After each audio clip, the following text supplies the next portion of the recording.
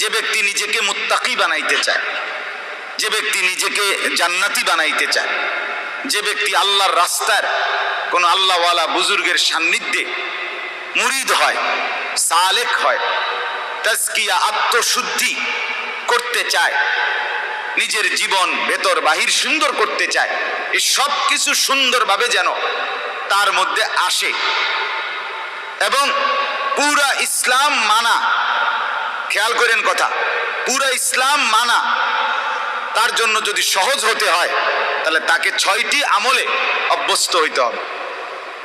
কয়টি আমলে? আবার বলেন, কয়টি আমলে? এই 6টি আমলে যদি কোনো ব্যক্তি অভ্যস্ত হয় তো আল্লাহ তাআলা তাকে পুরা ইসলাম মানার, দ্বীন মানার মতো যোগ্যতা, শক্তি, হিম্মত, তৌফিক আল্লাহ দান করবেন।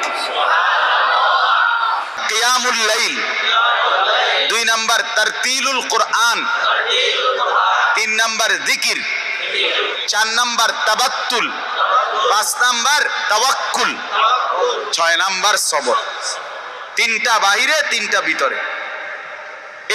এই 6টা পুরো ইসলাম না, মানে এই 6টায় অভ্যস্ত হইলে বাকিগুলো আস্তে কান টানলে মাথা আসে, সহজ হয়ে যাবে, সহজ হয়ে যাবে। বিশেষ করে তাহাজ্জুদ নামাজ, বিশেষ করে কোরআন তিলাওয়াত, আল্লাহ তাআলার জিকির, এই 3 আমল যখন চালু থাকবে ধীরে ধীরে মজাই লাগবে, অন্তর নূর হবে, আমল করতেই মন চাইবে, গুনাহ দেখলেই ঘৃণা লাগবে, গুনাহ দেখলেই অপছন্দ লাগবে। আল্লাহ তাআলা আমাদেরকে তৌফিক দান করেন। আমার শায়েখ